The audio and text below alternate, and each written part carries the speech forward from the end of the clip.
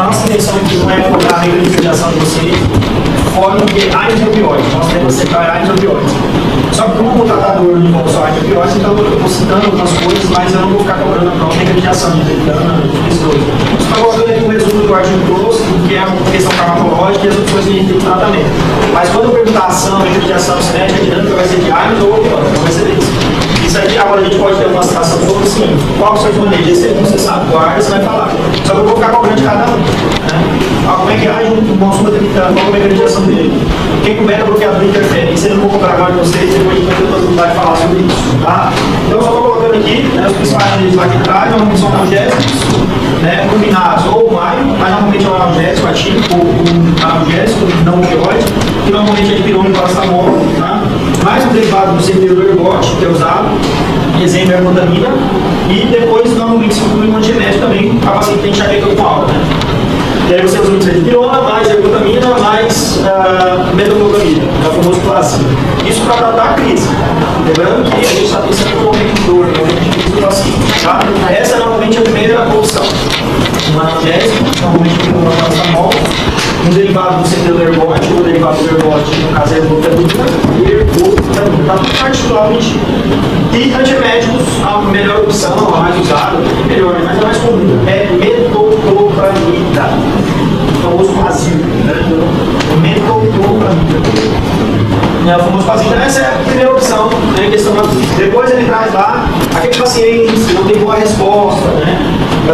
Não consegue ter uma resposta farmacológica adequada com esses grupos de fármacos, aí acaba saindo um pouquinho disso aí e vai sustentando. Só que os triptânicos têm efeitos colaterais. Os dois mais usados hoje é o Sumax, que é o sumatriptano, e o Naramid, que é o naratriptano. Okay? Então eles são fármacos tratados dos triptanos, usados também na condição aguda, quando o paciente está em crise. Só que os triptanos, eles vêm pouquíssimos comprimidos na caixa, 2, 4 comprimidos, né? Uma caixa de comprimidos. É porque realmente é só para crise mesmo, para o paciente. Lembrando que esses fármacos não interferem sobre recidiva, né? Esses fármacos não interferem em questão de espaçar as crises, nada disso, ok? Certo? E aí o terceiro grupo, que hoje é mais investido neles, por que é mais investido neles? Porque eles conseguem trabalhar sobre as crises, né? Minimizando elas. Então é uma profilaxia. Então o terceiro grupo ali é como se você está fazendo uma profilaxia do paciente não ter essas crises, né? Tá? Aí dentro deles a gente tem os antidepressivos específicos, que são bastante usados. Exemplo, amitriptilina, nortriptilina, esses são os dois principais. Beta-bloqueadores, dentro dos beta-bloqueadores o mais usado é o propanolol, então beta-bloqueador específico, nós chamamos de beta-bloqueador de primeira geração, e também o loperamado, outro pode ser usado. Claro que nós temos outros fármacos aí que podem ser usados, né? A cafeína muitas vezes é incluída nesse medicamento, dipirona mais cafeína, né? Paracetamol mais cafeína, porque a cafeína ela potencializa o efeito desses analgésicos, né? Então ela passa uma ação mais específica ainda. Mas esses são os principais, quando a gente for olhar de forma geral, eles são as principais ações farmacológicas, né? Vou ficar aqui citando ações não farmacológicas. Aí a gente tem um monte, a lipoterapia, a acupuntura, depois de ozonioterapia, tem muita coisa farmacológica para usar. Tá? Mas as farmacológicas, basicamente, as opções que a gente tem rotineiras, né? E aí sempre está aparecendo um outro fármaco que a gente possa utilizar, mas esses são os que a gente principal. E que o artigo diz. Dá uma passada sobre um pouquinho sobre algum mecanismo do médico do fármaco CR, né? Isso muda alguma coisinha na avaliação dele? Ou é só uma questão de patente? Desculpa. Um mecanismo específico, por exemplo. O fármaco da rotaria. O fármaco CR. Não, sim, assim, a situação de patente, sobretudo, é uma guerra há algumas décadas. Um dos maiores profissionais que brigam em relação a essas patentes, que ele vê as patentes como mero mercantilismo e dificulta o acesso da população aos medicamentos, é o médico. Estou tentando lembrar o nome dele, né?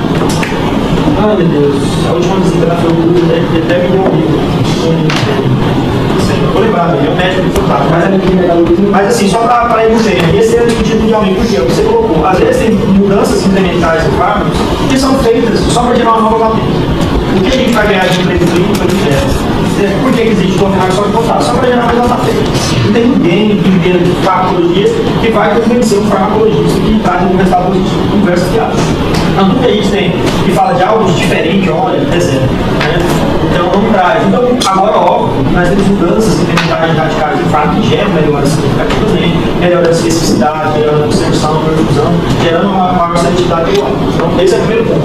O segundo ponto são siglas que vêm na frente do medicamento. É outra coisa, tá, caminhando? Por exemplo, Glifage XR. Aí essas siglas eu falei, lá no início, você lembra? Na nossa primeira aula eu falei de formas farmacêuticas, comprimido XR. Aí são formas farmacêuticas que elas têm sentido. Aí sim, porque ela garante uma outra forma de absorção. E aí você, como médico, você tem que entender que quando é um Glifage XR, é um comprimido de liberação estendida. Um Voltaren SR é um diclofenaco de liberação sustentada. Né? Aí a gente tem vitamina, né, que também ela tem um comprimido de liberação retardada, né? E aí vem retardo, porque retarda a liberação do fármaco. Isso aí é para melhorar a minha vida, para diminuir um pouco a toxicidade, os efeitos colaterais, garantir uma janela terapêutica maior. Né? Então, realmente, isso são vantagens. Isso como a gente coloca, são alterações farmacotécnicas que interferem na resposta. Aí tem você. Então, tem de tudo. E vocês, médicos, são assediados, né? Mais do que tudo em relação a isso. Eles levam para vocês lá no consultório, aqueles homens ou mulheres bem vestidos nos laboratórios clientes, aquela varinha preta. E aí eles entram lá e te vendem uma propaganda, aí você tem que ver, você tem que saber filtrar, certo? E aí eu não vou ficar falando aqui dos que você ganha com isso, para você tal, porque a gente vai dando essa parte de ética, né? Vamos deixar isso aí. Mas assim, gente, eu sempre brinco assim, eu gosto de falar o seguinte, quando você se forma, você tem alguns caminhos assim, né?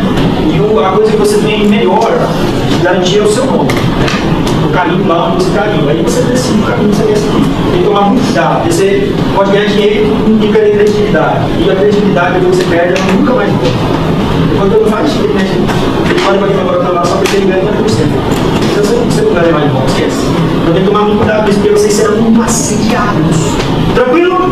Tá, pessoal? Então aqui, em relação à microdiação, eu vou entrando. Então aqui é realmente questão de protocolo, de deixar claro que você vai te falar muita coisa, né? Tá? Só para deixar isso destrinchado para vocês, tá? Então esse aqui é o primeiro ponto. O segundo ponto lá da gota. Lembra lá da gota? O artigo da pastura? Sim ou não? E lá na gota a gente também tem algumas situações. Quando a gente chega lá na gota, ela faz o seguinte, né?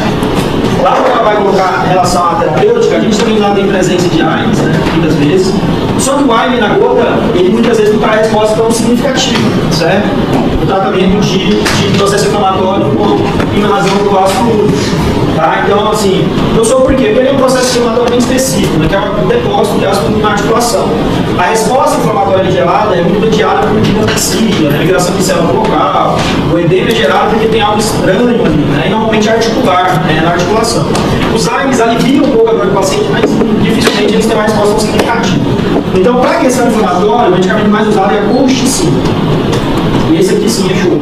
Né? Ele tem uma resposta melhor que os AINES convencionais. Então, por exemplo, ao invés de você usar um diclofenaco, meloxicam, é mais interessante você usar como inflamatório uma colchicina. Não só por quê? Porque a colchicina ela já age mais em questão de diapedese. Ela consegue interferir, tá, em alguns mediadores, né, que as próprias células de defesa sinalizam de uma inflamação. Macrófagos, neutrófagos, aí ela consegue interferir.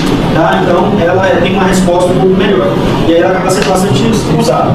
Tem situações de crise do paciente, onde o edema realmente está bem acentuado, né? Que a gente quer uma resposta de supressão maior, tem os AINES, que a gente chama. São os anti-inflamatórios esteroidais. E aí entra a questão dos glicocorticoides, né? E aí você acaba tendo que utilizar um corticoide. Ele realmente tem uma resposta mais potente, tá? Porque ele interfere tanto em relação aos mediadores, como ele interfere em algumas outras substâncias que saem da cascata do ácido araquidônico. Por exemplo, ele interfere sobre interleucinas, né? E aí ele diminui a sinalização porque diminui de algumas interleucinas.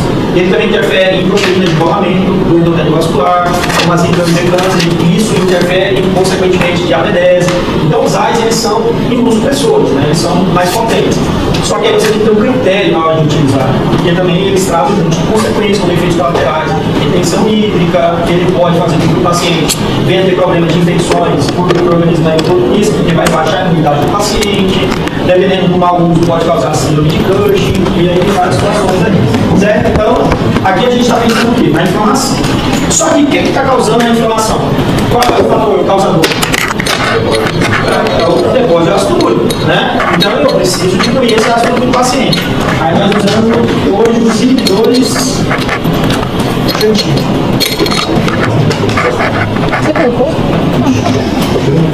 Tá? As inibidores de antigo, certo? Só para a gente também deixar. Então, o artigo fala muito sobre isso, né? Ele traz aí esses parâmetros, fala dos medicamentos, da função deles, da importância. E é óbvio que aí também não vou entrar em questões não farmacológicas, mas vocês vão ver que vocês vão médico, vocês vão mudar a dieta do paciente, colocar vermelha, né? E aí tem alguns fatores que a gente precisa alterar para que a gente possa aí, obviamente, melhorar, né, essa condição do paciente de não ter esse volume tão alto de produção de ácido úrico, certo? Então, esse aqui é padrão geral, tá? Então, tem uns artigos lá que eu acho que ficou um pouco, que a gente não tinha comentado, é basicamente isso aqui, tá? Aí agora sim a gente começa a mostrar alguns pontos importantes para a gente precisa colocar para esse é só aquecimento,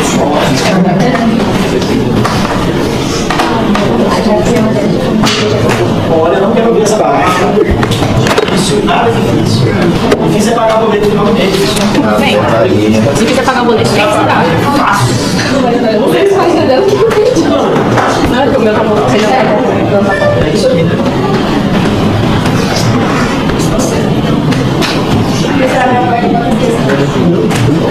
Dá tudo de novo. Eu nem estou falando. Botou o rolê 7? Não. Eu acho que agora não tem nem conceito, mas é 10, hein? Só para dar uma animada.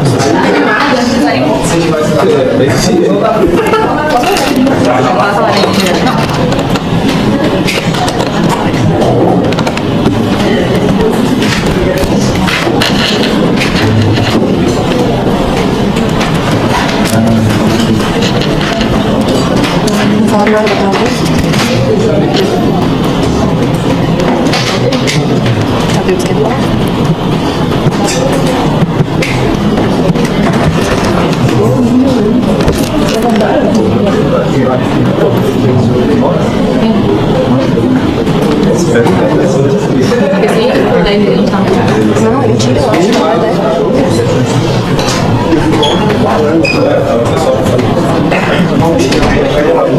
Aí eu coloquei muito.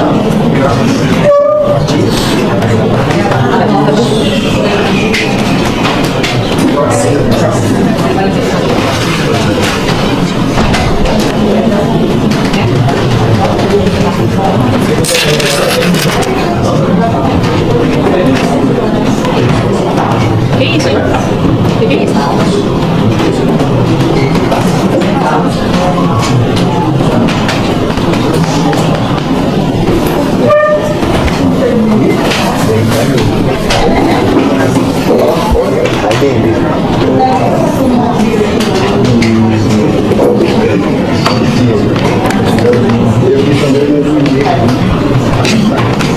Não tá difícil aqui, pessoal, mas eu vou falar, mas vocês conseguem enxergar. Aqui eu coloquei para vocês.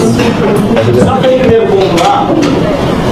Que a gente viu que até o tema que o pessoal ficou sobre a fisiologia ali relacionada com a transmissão de dor. Né? E aí eu vou contar para vocês que eu acho que é importante da conversa.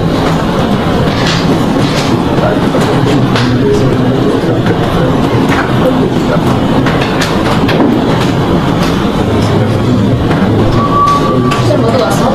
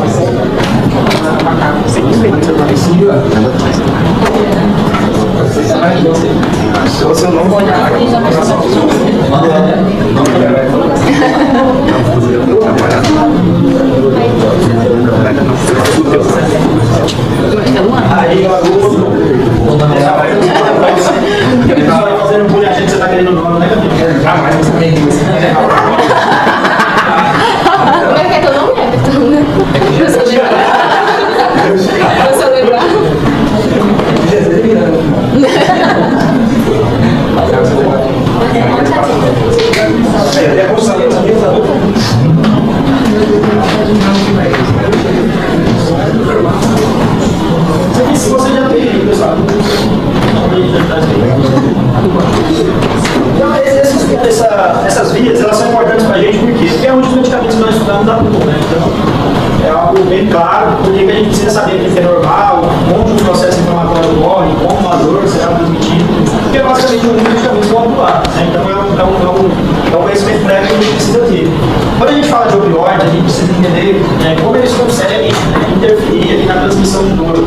E quando o anti-inflamatório também atua, o analgésico não opioide, como eles conseguem interferir? Que são situações distintas, diferentes. Por isso que eu sempre falei assim, não vai jamais falar que um opioide ele substitui a presença de um opioide, ou um opioide substitui a presença de um anti-inflamatório esteroidal. Então não substitui, porque cada um faz uma função diferente. Por mais que o opioide ele é potente na sua função, mas ele não interfere sobre a função do outro. Então, exemplo, enquanto o diclofenaco está diminuindo a quantidade de prostaglandina, às vezes o tramadol que você está usando ele interfere em transmissão nervosa, né? E aí, quando a gente estuda essa transmissão, a gente sabe que aqui ocorre o processo de modulação, né? A dor propagada aqui na transmissão, na hora que acontece o sinal, desmoralização, eu tenho fibras, né? Que tem transmissão mais rápida, eu tenho fibras mielinizadas, eu tenho fibras mielinizadas que tem transmissão mais rápida, e eu tenho fibras não mielinizadas e fibras que tem uma transmissão mais lenta. Então, tem duas situações acontecendo. Quando chega na região da medula, a gente também chama de modulação, principalmente nos interneurônios. Então tem um ramo descendente, né, onde ele libera aqui nessa região justamente GABA, ácido proteína, glicina, noradrenalina. Então tem inervações aí de substâncias que conseguem suprimir a dor, né? Então, exemplo, o GABA atuando aqui conseguindo suprimir, né, a dor do paciente. Então, exemplo, a dor propagada não é a dor do paciente, é o córtex que ocorre no processo de modulação. Os opioides também têm esse papel, né, eles também conseguem. E aí entra naquela história que a gente já conversou aqui, né? O paciente muitas vezes sofre um trauma de grande proporção, quando a gente vai questionar se ele está sentindo dor, ele fala que não, porque tem uma descarga de várias substâncias neuroquímicas que conseguem suprimir, né, nesse momento a dor. Mas não quer dizer que ele não vai sentir dor naquele tempo, ele não sente naquele momento. Mas aí quando essa descarga ela vai passando, obviamente ele começa a sentir dor, né? Mas aí é a hora que muitas vezes a gente já está intervindo farmacologicamente. E o momento de percepção é aquele momento que a partir dali você consegue gerar uma memória sobre aquele evento doloroso, você consegue ter uma maior percepção de intensidade, de local, né? É o que a gente também sempre condiciona, né? Uma criança muitas vezes ele não teve uma exposição de um evento que gera dor, ele vai lá e se expõe. Na próxima ele já olha, opa, né? Porque a partir dali ele tem uma memória sobre aquele evento, ele guarda a informação e ele sabe da intensidade do que vai ser gerado. Então a gente consegue gerar memória, mas obviamente depois da questão da percepção, córtex, região 1, ok? Então esse é o primeiro ponto aqui, tá? E depois eu vou falar um pouco de mecanização dos opioides para vocês. Já desse lado, em função dos mediadores inflamatórios, né? São essas substâncias que estão aqui, que nós chamamos de glucosanóides, prostanóides, mediadores inflamatórios, tá? Mas depois eu vou falar de mediador inflamatório. Essa é a cascata do ácido araquidônico, né, que ele está aqui presente, né? Lembrando que o ácido araquidônico, né, é a mesma coisa que a avaliação lá do ômega 6, né? Por isso que paciente inflamado, a gente não pode ofertar com o presença 6 de ômega 6, a gente tem que olhar isso na dieta, porque senão você vai hiperinflamar seu paciente, você vai encher ele de mediador inflamatório. A partir do momento que expôs esses fosfolipídios de membrana, uma enzima chamada fosfolipase E2, ela consegue catalisar a reação e formar aqui o ácido araquidônico. Duas vias importantes que nós temos, que é a via das hidroxigenases, das hidroxigenases, gera devidos mediadores. Os SINES, eles ficam mais desse lado aqui, né? Eles interferem mais sobre a função, prostaglandina e prostaciclina.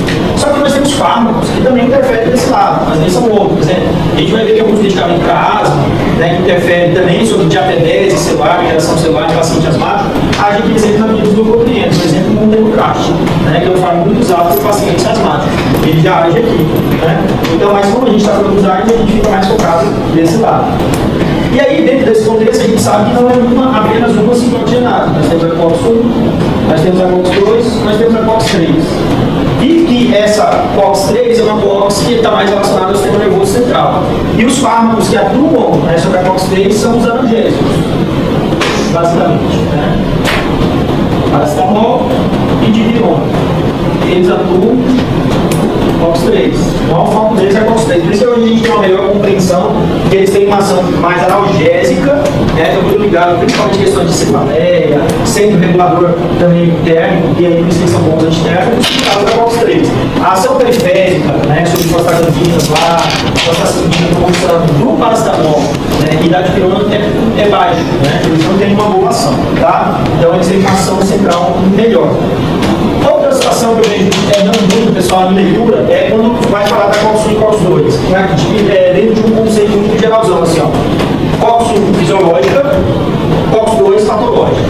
Quando eu uso esse termo, a gente acaba gerando alguns erros a partir desse conceito. Porque, exemplo, assim, ó, se eu falo para um amigo aqui, ó, a COX-2 ela é uma COX patológica. Se eu falar algo que é patológico, é algo benéfico, pessoal? Não. Então, eu falo assim para meu amigo, ó, bloqueia ela que você resolve tudo que é patológico, né? Assim ou não, pessoal? Só que quando a gente gera um bloqueio restrito da COX-2 lá dentro dos AINES seletivos, gera-se alguma complicação fisiológica, gera-se algum problema naquilo que é fisiológico de alguns órgãos e tecidos, sim ou não? Sim. Então, isso demonstra que a COX-2 não é apenas patológica. Então, é um meio para a gente afirmar que a função da COX-2 é sempre patológica. Ela só terá alguma ação dentro de um processo inflamatório. Em outras funções, ela não traz nenhum tipo de regulação fisiológica. Então, isso é um erro. O que a gente pode afirmar? E aí sim a gente pode afirmar que a COX-1 é constitutiva. A partir do momento que eu sei que ela é constitutiva de muitos tecidos, eu sei que ela tem uma presença basal, e essa presença basal é fisiológica. Show de bola.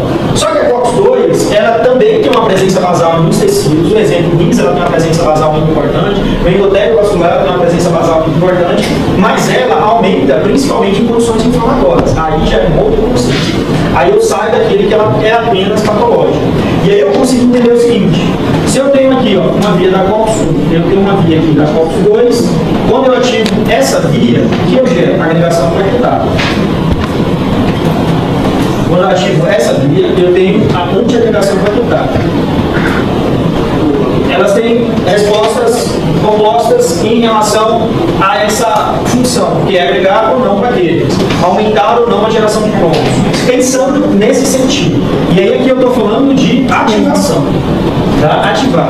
Então, exemplo, quando a COX, por exemplo, ela pega lá o ácido araquidônico e transforma ele em trombolsana 2, o trombolsana faz o quê? Agregação plaquetária. Então, exemplo, eu tenho uma via que gera mais agregação, outra via que gera mais, né, não agregação. E aí eu preciso entender assim, ó, se eu tenho um fármaco, por exemplo, um inflamatório não seletivo, ele acaba atuando nas duas vias, certo? Então ele acaba gerando um equilíbrio entre essas duas vias. Então muitas vezes ele não gera tanto uma antiagregação, como ele não gera tanto uma agregação. Então ele fica nesse meio termo. Quando eu tenho lá os COX-sigmas, eles são o quê? COX seletivos, sim ou não, pessoal? Então eles suprimem esse lado aqui, não é? Eles inibem aqui. Tranquilo? E aí a gente tem lá, ó, ele consegue inibir aquela parte que é da, que aí você não vai ter agregação plaquetária, isso não é agregação plaquetária. Então essa via aqui, ela se sobressai, né? Enquanto isso aqui está acontecendo, essa via aqui está bloqueada. Tranquilo? E aí eu aumento a probabilidade do quê? De gerar agregação plaquetária. Porque aí eu tirei aquilo que é um equilíbrio advisiológico. Lembrando que eu tenho muitas substâncias que evitam isso. Mas em outros pontos, né, eu estou gerando nenhum problema, nenhum efeito.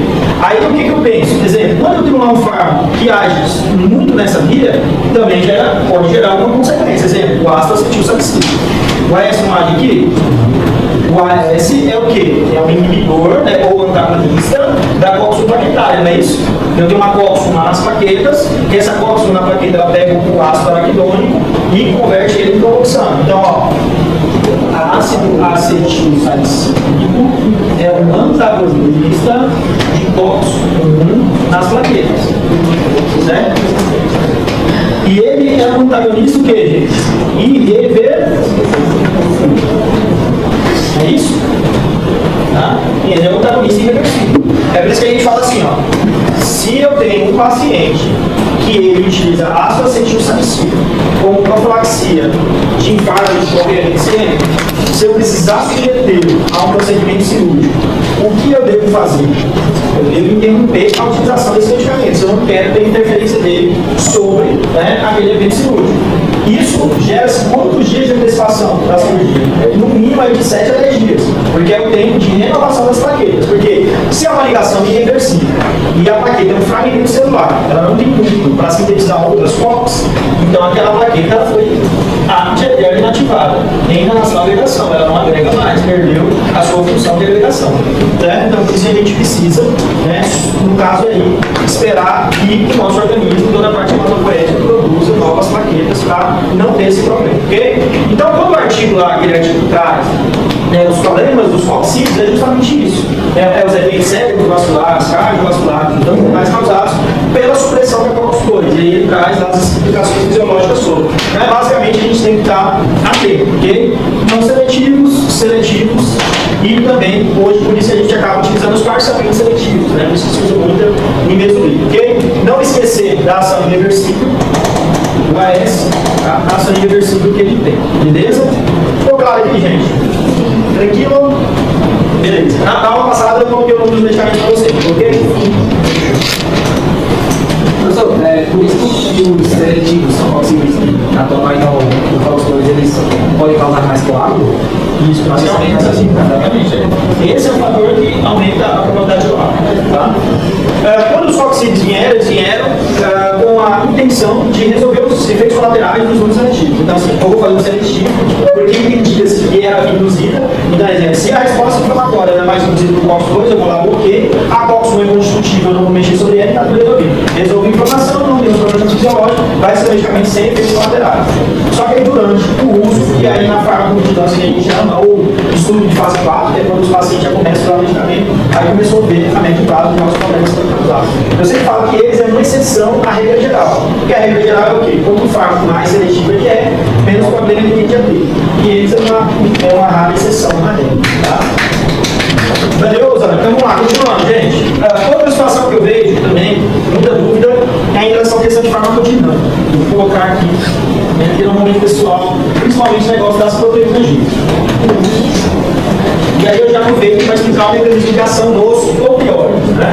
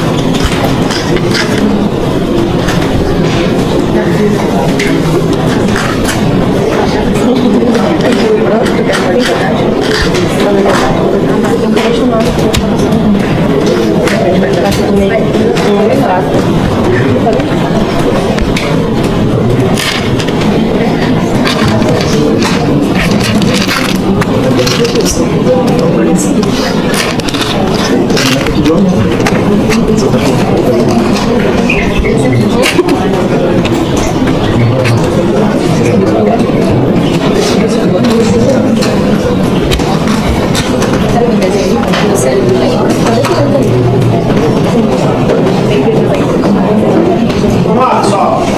Então, o que eu coloquei de forma genérica é como se fosse um receptor acoplado aqui na gente, que é um receptor de dois, né? Um receptor metacoprol. Lá quando a gente fala dos receptores, o que eu vejo que o pessoal tem mais dificuldade de entender é os receptores acoplados aqui na gente, porque são muitas proteínas, são muitos receptores mensageiros, acabam no fim. Então, o que a gente precisa entender primeiro da farmacodinâmica, em relação aos receptores? Primeira coisa, eu preciso achar o que é central em cada um. Exemplo, como ocorre uma sinalização de efeito nos receptores do tipo 1. Os receptores do tipo 1 conseguem gerar um efeito a partir do fluxo iônico. Certo? Então eu tenho lá, a partir do momento que o agonista se liga ao receptor do tipo 1, ocorre o quê? Um fluxo iônico. Então a resposta é mediada por voltagem, por um fluxo de íons que no final vai gerar uma carga. E essa carga ela pode inibir ou excitar um evento ali celular. Então, o receptor tipo 1 são portões iônicos, primeiro ponto. Já os receptores do tipo 3, né, que aí eu vou falar 2 por 2, eu vou explicar com calma aqui, eles são mediados o quê? Por enzimas, por quinases. Então, a partir do momento que eu ativo um receptor do tipo 3, o que eu gero de resposta desse receptor? A fosforilação de uma enzima que está lá no citoplasma acoplado ao receptor. Então, a resposta ela é mediada por enzima. Então, eu ativo um receptor que ele vai ativar uma enzima quinase. E aí, o que a quinase faz? Fosforila. Então, pronto, vai ter uma cascata de fosforilação. Porque eu ativei uma quinase, fosforila, e aí ela começa a pegar outros resíduos, né, ali de proteínas inativas, ativando elas e gerando um outro efeito. e isso vai ocorrendo em cascata. Deve naquelas vias que nós via da RAS, via da Jackstart, via da Maquinário, e elas estão relacionadas com reparação central, tudo de uma lá. Mas o que eu preciso guardar mesmo é que é mediado, sim, é mediado no final. Então, o primeiro é mediado por um fluxo iônico, o terceiro é mediado por enzimas quirais. O quarto, a resposta, ela está ligada a um receptor que está dentro da célula. Esse receptor que está dentro da célula, normalmente lá no núcleo, ele vai interferir de alguma forma em duas situações: ou de ativação de algum gene, ou de supressão e inibição de algum gene. Ponto final. Ou ele vai ativar para produzir uma enzima, uma proteína, alguma substância, ou ele vai suprimir a produção de uma enzima, de uma substância qualquer lá dentro da célula, que é mediada naquela célula. Então eu ativo um gene que replica, que transcreve e traduz a informação. Ou eu suprimo e nada disso vai acontecer lá no final, não tem transcrição daquela informação. Já os receptores tipo 2, esse aqui, ele fica um pouco mais amplo porque eu não tenho uma única proteína G. Então eu tenho uma proteína GS, proteína GI, eu tenho uma proteína G0 e eu tenho uma proteína GQ. Certo? Alguns falam que é GO, né? Outros falam que é G0. Eu não tenho a ordem da G0. Então a gente coloca como G0. Tá? Então GS, GI, G0, GQ. Tá? Então, como eu tenho diferentes proteínas G, cada uma ela atua de forma diferente em relação aqui ao segundo mensageiro gerado, porque ela interfere de forma diferente na proteína efetora. Mas se eu coloco para vocês assim, qual é o padrão básico dos receptores acoplados à proteína G? Eu tenho um receptor transmembranar, então eu tenho uma região transmembrana, eu tenho um eixo extracelular e tenho um eixo intracelular. Aí você vai falar assim, professor, o eixo extracelular é a região ligante, é onde eu tenho expresso o local que o agonista vai se acoplar. Beleza? Então é ali fora da célula que tem lá o ligante, se acopla e excita esse receptor, ativa esse receptor. Isso é no meio extracelular, é no domínio extracelular. A gente pode dar exemplo, né? Poderia ser aqui no quê? Noradrenalina, se ligando lá no receptor beta-adrenérgico, porque o receptor beta-adrenérgico ele é do tipo 2, ele é metabotrófico, ele está acoplado com proteína G. Então, um exemplo de um ligante aqui poderia ser noradrenalina, certo? Isso, ele se liga, ele ativa esse receptor todo, né? Porque, ó, tudo aqui em azul é o receptor. Quando ele consegue ativá-lo, ele vai estar ativando quem? A proteína? Que está aqui, certo? Porque não é um receptor acoplado a uma proteína, então ele tem aqui no meio intracelular acoplado a essa proteína G, que é formada por 3 subunidades alfabéticas aqui. Certo? Tranquilo essa primeira parte? Então tem um receptor, que ele tem uma porção extracelular, ele tem uma porção transmembranar e ele tem um eixo intracelular que está acoplado à proteína G. Certo? É uma proteína que ela tem 3 subunidades, subunidade alfa, beta, gama, e normalmente a subunidade alfa é a que tem o maior poder de, após ser ativada, essa subunidade, elas 3 se desacoplam e ficam assim, ó, beta, gama e alfa, elas se fragmentam. Na hora que é ativada, essa proteína G ela se fragmenta, certo? A partir do momento que se fragmenta, normalmente a subunidade alfa é que tem um maior poder de ativação. Na G0, normalmente é a beta-gama que faz esse processo. Essa é a grande diferença, tá? Mas nas demais é a subunidade alfa que faz esse processo de ativação. Professor, ativar o quê? De forma geral, a gente fala que ativa uma proteína efetora.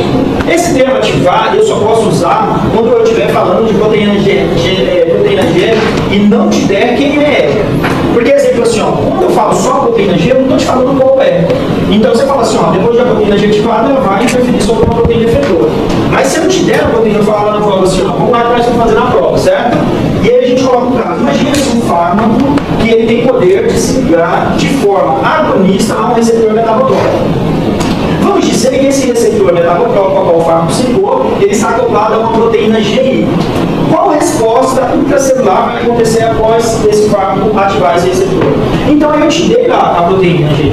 Aí é só você pegar aquela tabelinha que eu dei para vocês no nome dele e falar lá no bonitinho da GI. Ou se não, quem sabe o mecanismo de ação dos opioides já vai saber o mecanismo. Vamos dar exemplo que a gente colocou GI. Maravilha, GI. Como eu sei que é GI, eu já sei quem é a proteína efetora. Porque na GI a proteína efetora é a adenilado ciclase. Então, GI é adenosinato ciclase.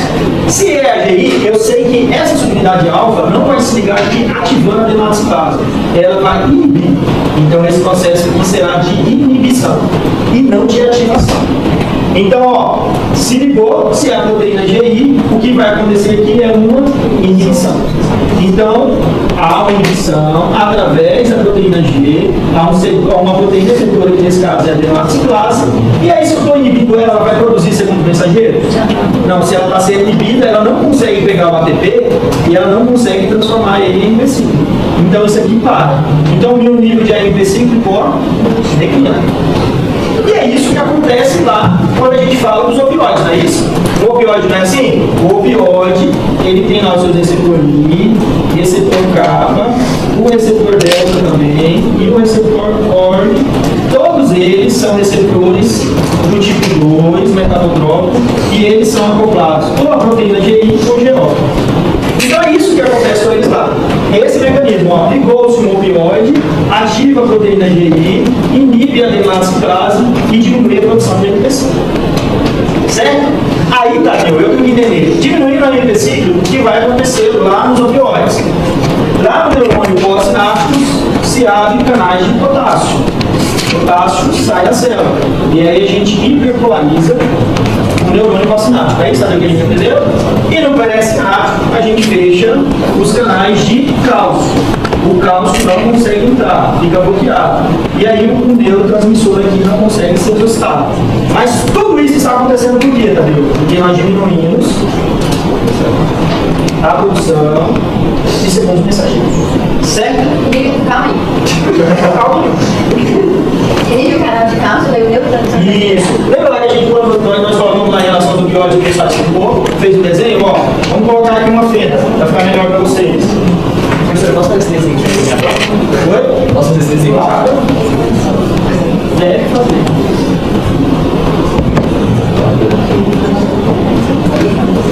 E o mais positivo que é o potássio por É um desenho,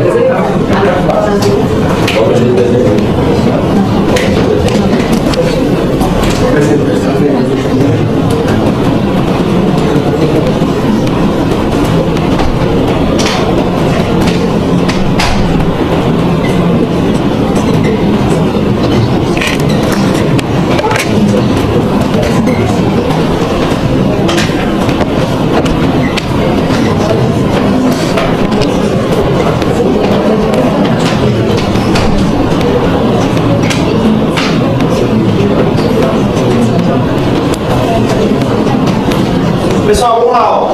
Quando o receptor opioide aqui, que é o receptor metabotrópico, a proteína G lá é a proteína GI. No final, o que ocorre aqui? A diminuição do AMP cíclico, que é o segundo mensageiro, não é isso? A gente diminui a produção de AMP cíclico, que é o segundo mensageiro. O que isso repercute? Né? Lá quando o paciente está usando opioide. Por diminuir a quantidade do AMP cíclico, esse canal de cálcio ele se fecha. Nós sabemos que para que ocorra exostose de neurotransmissor aqui para frente sináptico, esse cálcio ele tem que entrar.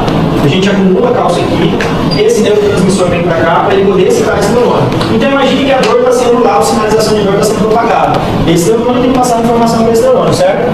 Ele vai conseguir fazer isso se ele liberar esse neurotransmissor aqui na frente sináptica. Quando o receptor é ativado, o que ele vai lá? Fecha esse canal de cálcio, diminui a entrada, a liberação de neurotransmissor na fenda não acontece. Beleza? Esse é o primeiro evento, o evento pré-sináptico.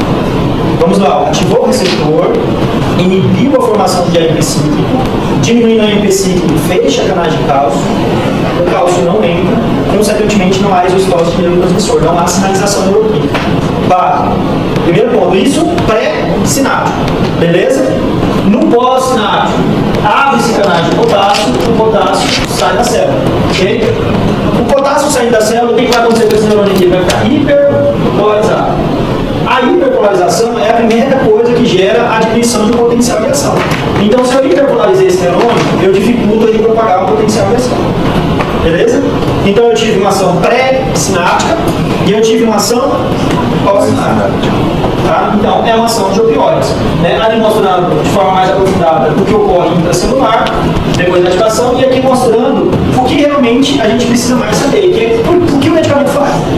O que o medicamento faz? Meu Deus! O que o meu paciente lá, o que está acontecendo no meu paciente que está tomando opioides? Certo? eu tenho lá uma substância que tem um poder inibitório agindo e promovendo inibição sináptica. Tranquilo? O que isso aqui tem a ver com analgésico não opioide? O que esse mecanismo de ação tem a ver com dipirona e paracetamol? O que se correlaciona? Nada, gente, praticamente nada, né? Uma coisa é você inibir um mediador inflamatório, agora isso aqui a gente está fazendo uma situação muito mais complexa, né? Que é a transmissão nervosa em si, né? Então, por isso que, por exemplo, eu posso usar assim, tramadol mais dipirona, tramadol mais paracetamol, eu posso usar codeína mais paracetamol, eu posso usar codeína mais porque um substitui o outro. São ações em locais diferentes, respostas diferentes. Então, um fármaco não substitui o outro, o fármaco são medidas diferentes. Senhora. Normalmente no teste isso é proteína de Da proteína GS. Professor, então, meu Deus, eu tô com medo de só colocar GS lá na prova, professor. Você explica onde eu vai querer colocar outra, né? Se fosse GS, o que ela faz, pessoal? Ela ativa a adenato ciclase. Aí ela aumenta a quantidade de NPC. E aí aumenta a quantidade de célula mensageira. E aí promove uma resposta pulgar. Exemplo que a gente tem, né? Noradrenalina. Noradrenalina seria receptor beta-1, que é uma proteína GS. Aí eu aumento a entrada do cálcio. Aí o cálcio sai do retículo sarcoplasmático. A fibra se liga à troponina. Aí eu vou replicação. Por isso que a adrenalina aumenta tônus, por isso que ela é muito simpática, porque aí isso que vocês estão lá na física, tá? Então a gente percebe que são ações diferentes. Isso está relacionado à fisiologia, gente. Nós estamos falando de noradrenalina agindo, tá? Agora, quando a gente coloca assim, ó, aí a gente coloca farmaco no meio. O fenoterol, ele mimetiza aquilo que a noradrenalina faz, que é o Belotec. Quando o paciente utiliza a Belotec, não é para fazer bronco-dilatação? Ele está fazendo bronco-dilatação porque ele está ligando em receptor beta-2 muito bom. Mas por ser específico, ele se liga em receptor beta-1 também no coração. E aí ele não faz o que no paciente? Taquicardia, não é isso? Né? A gente fala, nossa, ele faz taquicardia, tem que tomar cuidado, usa, paciente cardiovascular é organizado, tem que tomar cuidado de criança. Não é nada mais que ele está lá mimetizando o que a adrenalina faz. Não é isso? E quando você está praticando atividade física, você não aumenta a frequência cardiorrespiratória, você expande os seus pulmões, você não aumenta, né, os batimentos cardíacos e o débito cardíaco? Beleza. Professor, proteína GQ não é do nasciclase da proteína efetora. Quem é a proteína efetora é a fosfolipase C, principalmente a fosfolipase C, certo? E aí o segundo mensageiro não é mais a IPC. Aí é o ID3 e o DAG. Quem não se coloca o fosfato e o diacilglicerol. É o que certo? Beleza, crianças? Professor, e aquele receptor lá do carboncito? O que você tem que saber sobre eles? Não, assim, ó, lá dentro daquele material que a gente tem que falar um pouco de fibromialgia, acho que ele tem uma tabela no último, mas no ranking, ele tem uma tabela colocando assim, ó, exemplo. Qual que desses receptores ele está mais relacionado à dor? É o I. Então, o I, quando os fármacos têm ação sobre ele, está mais relacionado a RSS, diminuição de dor mesmo, tá? Qual que é o receptor que, quando o opioide se liga, gera euforia no paciente? É o I também. Quem gera disforia? Já é o capa. O capa gera disforia. Certo? Então ele sempre faz essa demonstração, tá? E aí ele mostra também a questão de afinidade dos medicamentos, qual receptor que eles têm mais afinidade. Só pede aqueles que eu coloquei na aula passada, a morfina, metanina, oxicodona, já não coloquei do lado. Qual que é utilizado como protagonista dos opioides? Ele que é utilizado para paciente que está no processo de reabilitação de notificação. Né? Então é isso, tá? Aí saber que a naloxona é antagonista competitivo de opioides e a metadona ela é uma agonista. Né? Então são situações diferentes, certo? É uma coisa para a prova. Um pouco de aprendizado, graças a Deus, né? Cinética, gente, acho que dentro de farmacodinâmica basicamente é isso. Não esquecer lá das formas de ligação das enzimas, vocês têm anotado, vamos lá nas enzimas lá, todo mundo para ver se vocês anotaram isso. Se vocês dormiram nessa aula. Eu sei o que eu falei, hein? Esse é o professor. Farmacodinâmica, alvos farmacológicos.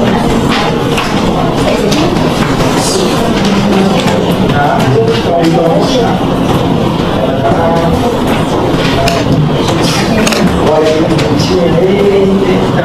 Eu sei que não está no seu caderno, vou conhecer mais o caderno de vocês.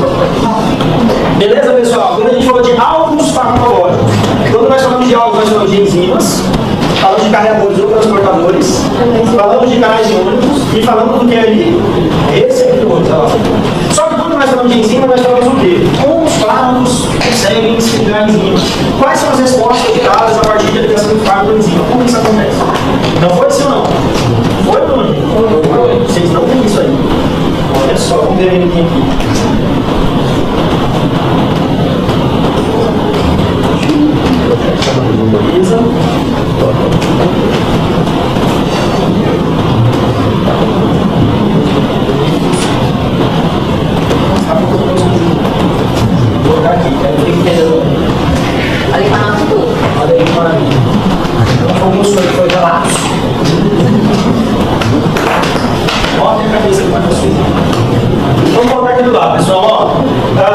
entender o fármaco ele pode ligar a enzima. Ó, estamos falando de enzimas, estamos falando de alvos farmacológicos. Para ninguém se perder com a se alguém tiver perdido, alguém me segura a mão dele, tá? Eu não tinha chegado aqui, vem para a fila de novo. Nós estamos todo mundo juntos. O barco afundado, todo mundo. A enzimas alvos farmacológicos. Professor, enzimas alvos farmacológicos está dentro do quê? Farmacodinâmica, né? E aí quando a gente fala assim, os fármacos atuam sobre esses alvos, essas enzimas, eles podem se ligar ao sítio ativo, que nós chamamos obviamente de sítio catalítico. Então, fármacos se ligam ao sítio catalítico, que normalmente ele se liga bloqueando, normalmente causando bloqueio, tá? Vamos lá, número 1. Número 2.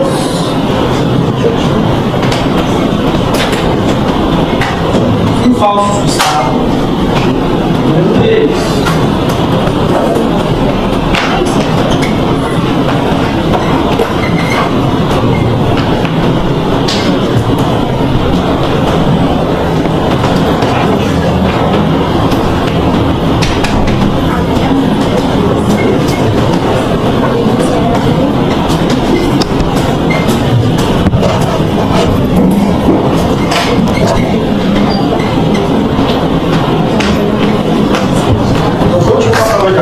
Eita.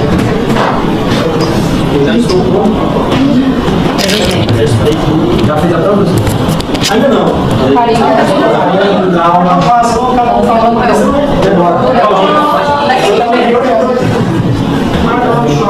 Fala que está aí, Gordinho, agora não fala. A gente já fez aqui na sala, Não posso ajudar.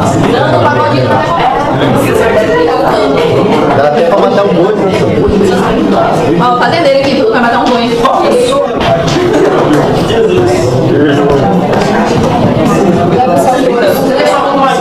Então, ó, um medicamento ele pode se ligar ao sítio ativo, né, enzimático, ao sítio catalítico, promover o bloqueio desse sítio catalítico, impedindo com que o substrato se ligue ali. Né? Vamos dar um exemplo aqui. Ó. Eu tenho lá um substrato, exemplo, vou colocar um exemplo claro aqui.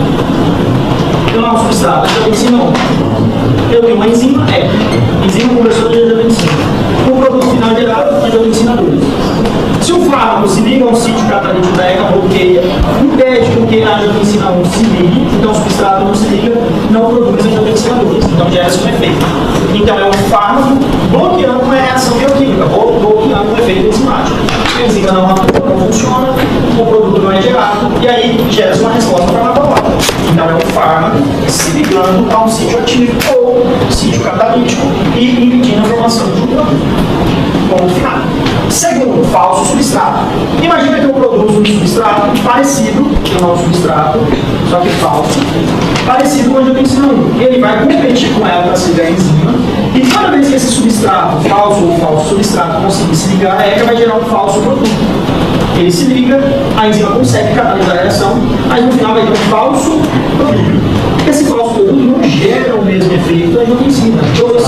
Com isso, diminui a eficácia, né, que a angiotensina 2 consegue trazer. Porque ao invés da enzima ficar convertendo a angiotensina 1 em angiotensina 2, a enzima vai ficar usando um falso substrato e gerando um falso produto. Tá? Então é o segundo efeito que pode acontecer. Com certeza, vamos lá. Imagina que você tem lá um substrato e esse substrato pode gerar uma reação enzimática e se torna um produto. Por exemplo, angiotensina 1 e angiotensina 2. Essa reação acontece porque existe uma enzima, que é a função da enzima. A enzima acelera reações bioquímicas, então é o que ela está fazendo. Só que eu posso colocar lá um falso substrato que ele venha competir com o substrato endógeno para ver quem vai se ligar à enzima. Então, se eu coloco ele em grandes concentrações, ele vai querer o quê? Sempre ocupar espaço no lugar do substrato endógeno.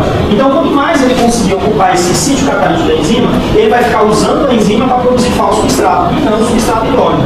Então, aquele momento, aquela energia que o seu corpo gastaria para formar a enzima 2, aí você está usando aquela enzima para gerar um falso substrato que não tem a função.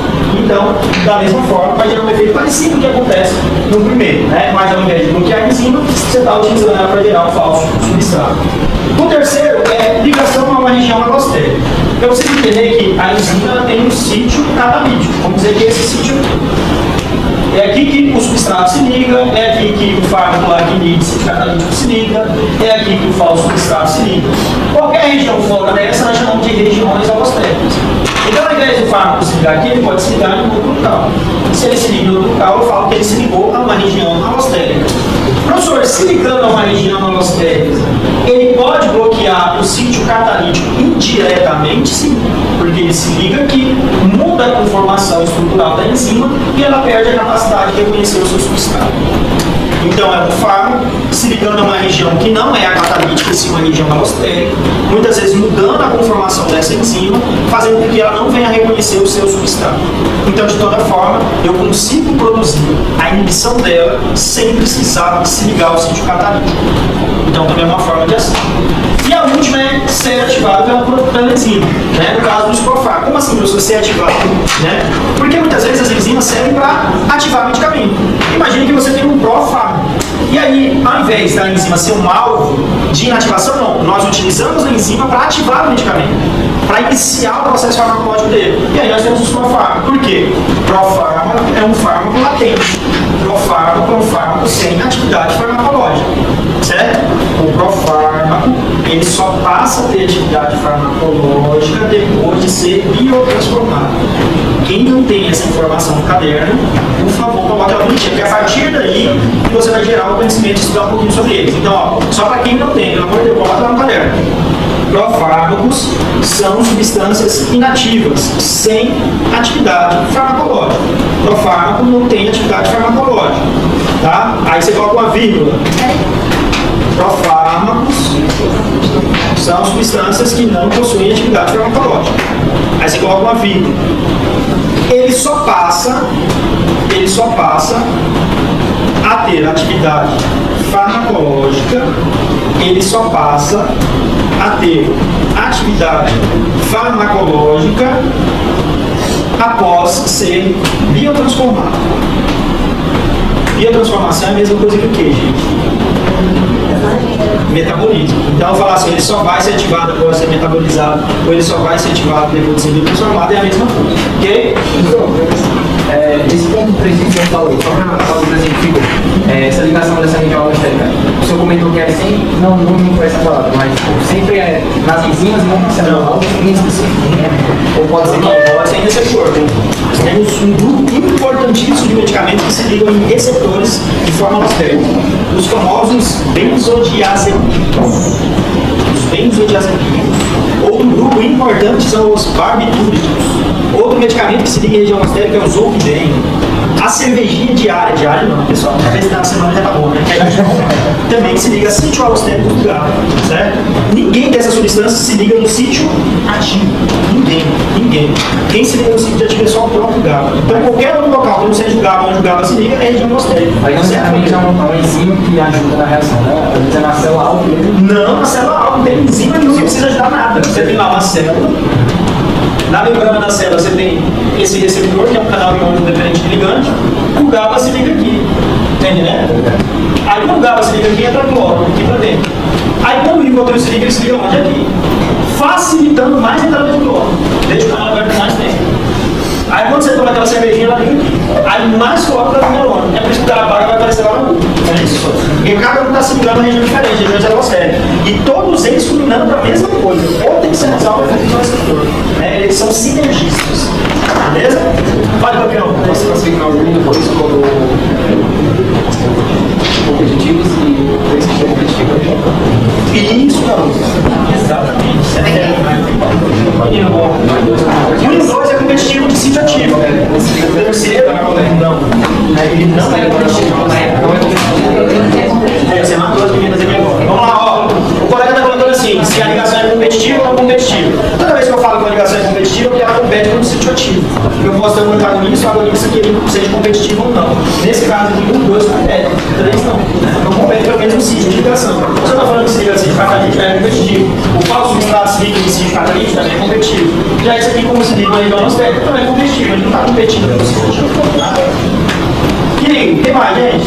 Eu fiquei sem assunto, agora eu deixo com vocês. Graças a Deus. Então, vai te ajudar você. Dá uma dica aí. Pessoal, perguntas. Olha lá, a outra turma fez 1 milhão de perguntas. Vou dar uma cabeça para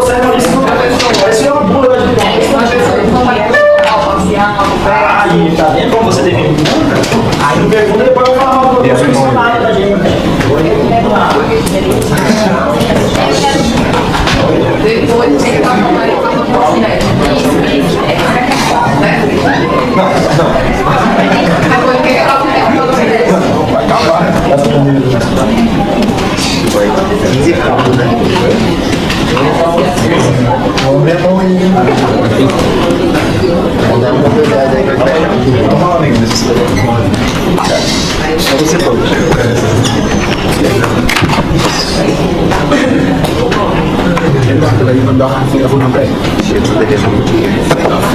Mano, dei a minha pra Gabriel.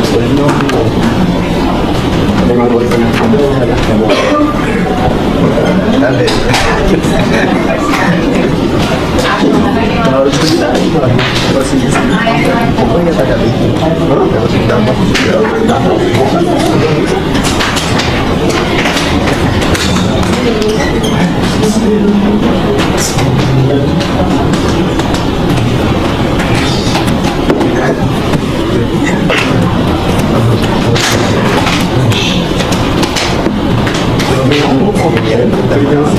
eu não ganhei, eu paguei. Não, tô precisando, eu tive que pagar a estacionamento. Mano, esse cara tá me falando que a mulher que não me dá. Isso aí é tipo não tem. Nossa, tá só me engano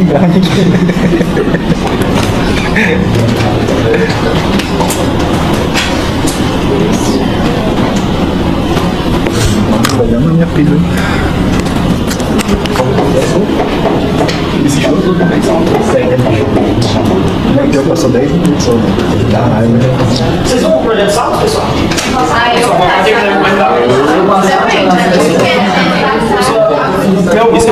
Eu tô igual menino, eu vou dar livre, mas eu não morri.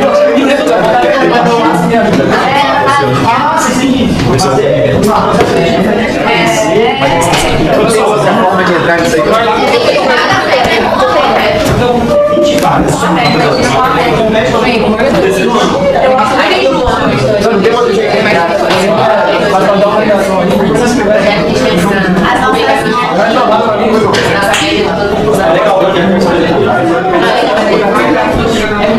Eu fui ano passado, foi legal.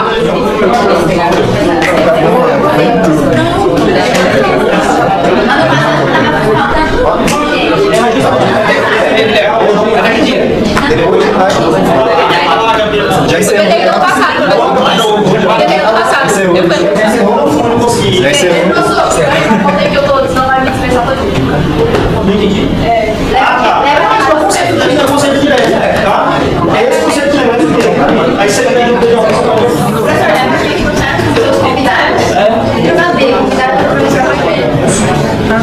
pessoal, então, os conceitos de forma média é isso mesmo, tá? O total gera uma resposta dentro, tá? O parcial gera uma resposta dentro de uma parcialidade, uma resposta plena.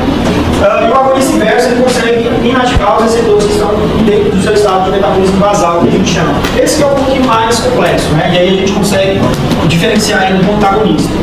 Vou colocar aqui para esse. A gente consegue fazer essa diferença.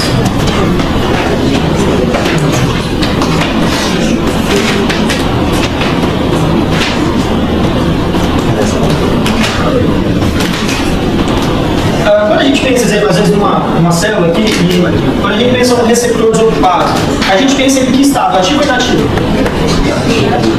Então, primeira coisa que tem em mente, né, professor? Para ele ser ativado, precisa de um ligante, né?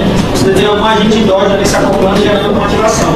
Mas na verdade não é isso que acontece na fisiologia. Nós temos receptores. Eu vou ter diversos receptores aqui na membrana. E eu posso ter receptores que não estão ligados pelo seu agonista e eles estão dentro de um processo que a gente chama de ativação basal. Ele gera uma sinalização intracelular basal, pequena, mas gera. Então, exemplo, ele tem alguma atividade. Ele está em algum momento de atividade, sim. Não é uma atividade plena como se tivesse um agonista total ou parcial se ligando, né? Uma resposta com um agonista, seja qualquer se ligando. Mas ele está gerando alguma sinalização intracelular.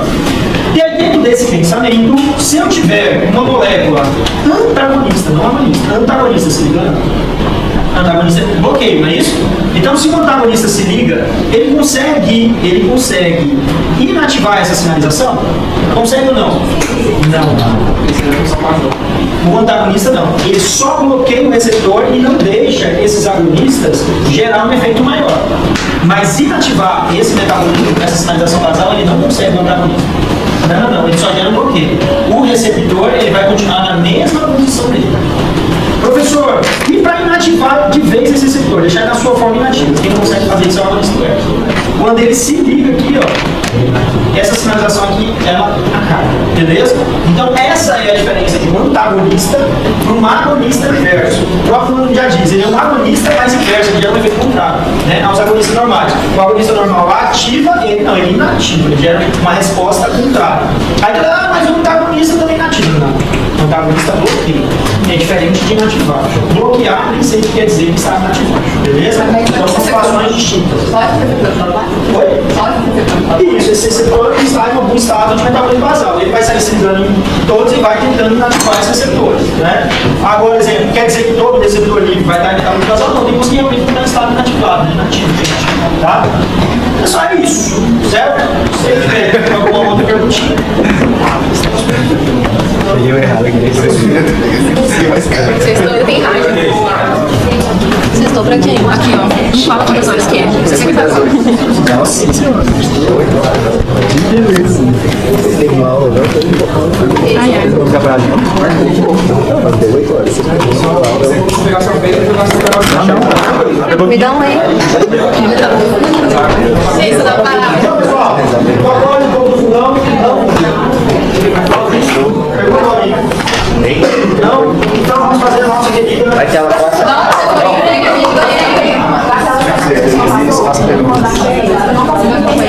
Pessoal, só um pouquinho. Eu vou ler tudo aqui. Qual a atividade das proteínas vocês podem aprender equilíbrio de educação livre e educação ligada, características de educação final diferentes, tá?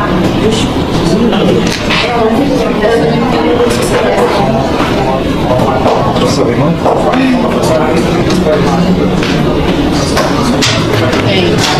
Com certeza. Com certeza. Se eu tenho um fato com alta afinidade pela proteína plasmática, ele muda completamente a sua cinética frente ao fato que não tem alta afinidade. Eu sei o que faz, todas, só não a absorção. Todas. A distribuição dele é diferente, o metabolismo dele é diferente, a expressão dele é diferente. Eu sou por quê? Porque a fração que vai ser metabolizada, excretada ou perfundida é só a mínima. Enquanto ele estiver ligado à proteína, essa porção ligada à proteína não perfunde, essa porção ligada à proteína não biotransforma, essa porção ligada à proteína não excreta. Então, enquanto o fato estiver ligado, ele vai ter esses. A gente coloca como problemas, mas na verdade ele vai ficar nessa constante de equilíbrio, né? Que muitas vezes não é um problema, tá? Ele só vai ser problema quando tiver uma interação. Por exemplo, se eu te pergunto, qual fato tem maior probabilidade de gerar uma interação a nível de distribuição? Aquele que tem maior afinidade com a proteína ou que tem menor? Tem maior. Porque aquele que tem uma menor afinidade, a maior porção dele já está ali. Então, dificilmente ele vai ter problema de ficar deslocando alguém de proteína. Então, ele tem menor afinidade. Mesma coisa eu perguntar assim, ó, um fármaco ligado à proteína com alta afinidade à proteína, ele tende a ser eliminado mais rápido ou mais lento aquele que tem uma maior fração livre? A fração livre é mais alta. Isso são perguntas gerais, perguntas básicas. Por quê? Não é só isso que eu avalio solubilidade, eu avalio os fatores, né? Mas isso de forma geral, tá? Todas as fases. Só uma absorção. Assim, eu hoje até respondi essa pergunta na outra sala, eu vejo que as pessoas têm problemas de duas situações. Qual é que é um conceito que muitas vezes pronto para decorar, porque muitas vezes ela tem dificuldade de entender o processo. Para que eu responda essa pergunta de indutores, enzimáticos e inibidores, eu preciso ter alguns conceitos. Eu saber alguns conceitos. Primeiro, o que é biotransformação? Eu preciso responder isso. Depois, por que os fármacos são biotransformados? E quais as características dos fármacos após a biotransformação que ele gerar? Né? Aí eu entro para aquele de metabolismo fase 1 e fase 2. Tá? Aqui não é grande conceito, eu dei um resumão para você. Gente, aqueles conceitos é umas 5 páginas do capítulo. E eu resumi ele em 6 centímetros. Por exemplo, quem for lá ler vai pegar oxidação horrível, redução, hidrólise, como acontece cada produção, tem muita coisa. Eu resumi ele, né, em 6 centímetros aqui para você. Então o que você saber? Primeiro, o que é biotransformação de fármaco? Biotransformação nada mais é do que eu pegar uma estrutura hídrica e gerar subprodutos metabólicos a partir dali. Né? Que normalmente eu gero o quê? Né? Tenho duas situações diferentes para gerar. Através de reações químicas, a gente usa enzimas, né? Ou através de processo de conjugação. Quando a gente usa enzima, então lá eu tenho enzimas, aí eu já tenho que saber o que é o diácio de enzima. E tem cara que tem gente que tem dificuldade com isso. Só pega a prova, já está enzimático, o que é diácio de enzima? É fácil, o cara fica perdido de cara. Então eu tenho que entender o seguinte, que quando eu falo assim, oxidação, o que é oxidação? É uma enzima oxidando. Redução é uma redutase reduzindo, né? Hidrólise, a hidrolase, promovendo hidrólise. Então são reações mesmo acontecendo e elas aceleram esse processo. Quanto mais enzimas, mais o processo acontece. Quanto menor a quantidade de enzima, mais o retardo desse processo. Então Então, quando eu falo assim, indutores enzimáticos, eu estou induzindo a quantidade de enzimas que promovem isso. Quando eu falo de inibidores enzimáticos, eu estou reduzindo a quantidade de síntese dessas enzimas que promovem isso. É a primeira coisa. Segundo, depois que essas enzimas promovem essas reações, o que é geral? Produtos polares. Aí é onde vem a chave da questão. A resposta de tudo está se o cara sabe funcionando. Porque se ele sabe que um produto polar gerado é muito mais fácil de ser eliminado, a gente acabou. Você não precisa ficar batendo cabeça. Eu posso fazer 1000 perguntas para você assim, diferentes. Eu posso colocar 10 questões na prova falando só de indutores enzimáticos. Eu coloco lá a primeira te perguntando se um fármaco A e outro indutor enzimático, um fármaco B vai dar uma diminuir toxicidade. Fiz uma pergunta. Coloco lá um fármaco A, um fármaco B, um inibidor enzimático vai mexer em que na disponibilidade? Um fármaco A, um fármaco B vai mexer em que no processo de excreção? E eu posso colocar coisas que não tem nada a ver. Exemplo. Se eu tenho lá um indutor enzimático, o que ele vai mexer na afinidade da proteína plasmática? Não tem nada a ver uma coisa com a outra. O pé com a cabeça, né? Um fármaco indutor enzimático ele vai definir que processo de absorção de medicamento. Nada, tem absorção na primeira etapa, seria lá na frente na biotransformação. Tem nada a ver com a situação. E às vezes tem isso na prova, cara. Fica lá no X e depois ele começa a raciocinar, ele acordou, né? Eu sei que fazer a prova, ele acordou, ele só razoou ele. Razoou, acabou, né? Certo? Então assim, mas o que eu preciso guardar, pessoal? Indutor, induz, inibidor, inibe. Enzimas biotransformam, geram produtos polares. Aí eu preciso entender se eu estou acelerando a formação desses produtos polares ou se eu estou retardando o processo de geração desses produtos polares. A partir do momento que eu sei isso, gerou danado de produto polar lá. Se eu aumentei, eu aumento a excreção. Porque polar, eu tenho que igualar o quê? Água. Né? Então a eliminação renal eu acelero. Se eu estou retardando, se eu diminuo o poder de eliminação. Aí a partir daqui eu tenho que saber. Mas, estou acelerando a eliminação, proporcionalmente a minha disponibilidade fica como? Proporcionalmente a taxa de toxicidade fica como? Tá entendendo? Então, aí vai fazendo perguntas sobre, aí o cara não consegue. Ele fica tão nervoso na hora da prova que ele fala, meu Deus, aí o que é minha vida? Aí, tá entendendo? Você coloca assim, o que vai acontecer com a minha vida? Aí o que acontece, gente? A pessoa, ela sabe ter aquilo, mas ela não sabe o que é biodisponibilidade, não sabe o que é toxicidade, não sabe o que é minha vida. Coloca assim um termo índice terapêutico, o cara não sabe o que é isso. Então, assim, você vai colocando nomes, por isso que eu falo. É a nomenclatura técnica, esses nomezinhos têm que estar guardadinho, tá? Eu tenho que saber o que é disponibilidade, eu tenho que saber essas informações, porque às vezes é uma palavra ali na questão e aí faz eu perder a questão inteira. Né? Então é isso que você tem que falar. Mas, polar, quanto mais eu gero produto polar, mais aumenta a capacidade de eliminação renal. Quando eu retardo isso, eu tenho lá um inibidor enzimático e eu estou retardando o processo de eliminação. Se eu retardo a eliminação, o medicamento vai estar em sanguínea. Eu aumento a toxicidade, eu aumento a disponibilidade, aumento o tempo que ele vai ficar lá dentro, realmente tudo. Se eu acelero a eliminação, eu diminuo, né, a disponibilidade, diminuo a probabilidade de gerar toxicidade, diminuo o efeito do medicamento quando você trabalha com ela. Tá? Mas não tem segredo não, tá? Indutor e inibidor. Você precisa guardar nomes, porque é muito difícil nesse processo saber quem é inibidor, quem é inibidor, tá entendendo? Qual enzima, quais são os problemas, isso não vai dar na prova. Mas você só vai ter que saber uma interação que acontece, tá? De modo geral, os indutores vão. Induzir. Os indutores vai diminuir aquelas perguntas lá. E os inibidores vai aumentar. Isso, os inibidores enzimáticos, eles potencializam tudo, tá? E os indutores enzimáticos, eles aceleram o processo de eliminação e caem tudo. Cara, bicho, a mesma pergunta que ele fez na outra aula. Gente, colocou um profármaco no meio, muda tudo. A mesma coisa. Vocês entendem por quê? Todo mundo entende que muda tudo. Tá? E aí, assim, a gente tem que saber contextualizar isso, tá? Porque, exemplo assim, ó, depende muito da pergunta. Eu falo assim, ó, vamos lá. Imagine um profármaco no mecanismo de primeira passagem, a primeira passagem dele. Essa primeira passagem dele vai servir para quê? Para ser ativado. Agora ele vai ser todo ativado na primeira passagem? Não. Ele, muitas vezes ele vai ciclando e vai sendo ativado. Mas eu tenho que entender que sempre o profármaco vai ser ativado. Então, exemplo, quando eu mexo ali nas enzimas, eu posso interferir nesse processo de ativação. E não pensando já na biodisponibilidade, expressão e tudo mais. Tá? Então esse também é um ponto importante. Entender que existem os danados dos profármacos. Tá? Mas assim, eu jamais vou exemplo, porque o profármaco é muito complexo. Tá? Eu posso ter profármaco que não vai mexer muita coisa porque ele é ativado no fígado, ele é ativado em outro local. Exemplo, levodopa não tem problema nenhum em relação ao porque ele é ativado no sistema nervoso central, levodopa desse carboxilato. Exemplo, o meprazol é profármaco, ele é só ativado lá nos canais das células parietais, também não é no fígado. Então é um tema muito bom, tá?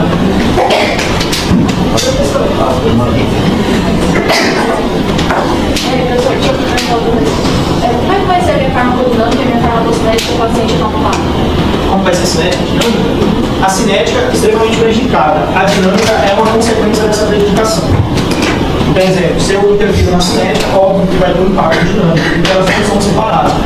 Uma coisa ela está totalmente ligada à outra. Os dois eventos, a cinética acontece dentro de um equilíbrio, vai ter uma resposta de potencial de ação na dinâmica também acontece dentro do equilíbrio do esfera. Eu mexi na cinética, eu dei mais fármaco no plano alto, potencializo o efeito.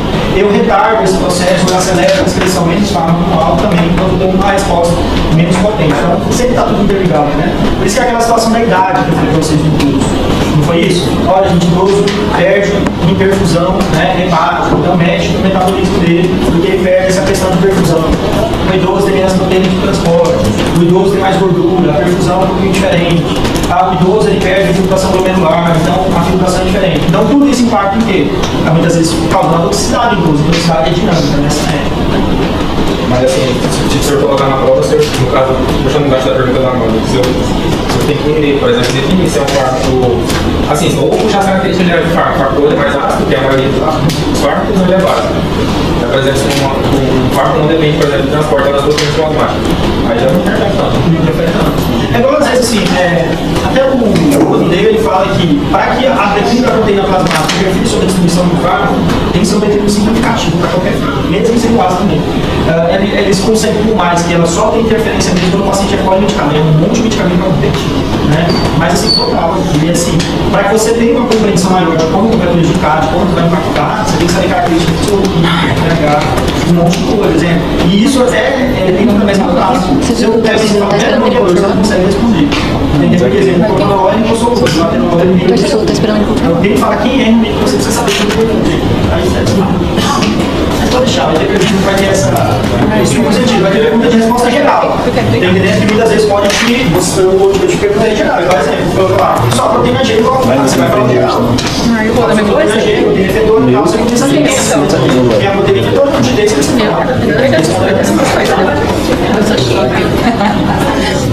porque assim, ó, proteína é inativa. Vamos dar exemplo da proteína. A proteína é inativa. Aí ela passa nesse processo e se transforma em agora só tem que obter a resposta farmacológica. Agora você imagina se eu acelero isso, eu estou acelerando a motivação dela. Se eu retardo isso, eu estou tirando o efeito dela. Porque enquanto a proteína não se transforma em morfina, o efeito não é tirado. Ela vai se transformando através da primeira passagem de conversão. Agora você tem que mecanismo de primeira passagem de amarga, você não pode chamar de novo fármaco.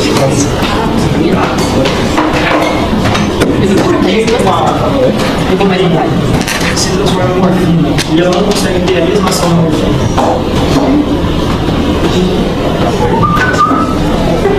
Por que eu pego álcool? Eu administro morfina bacterial uma concentração. Eu administro proteína uma concentração para se transformar em morfina. Eu falo que a morfina ninguém vai fazer a doença e a proteína é só um pouco de ajudar.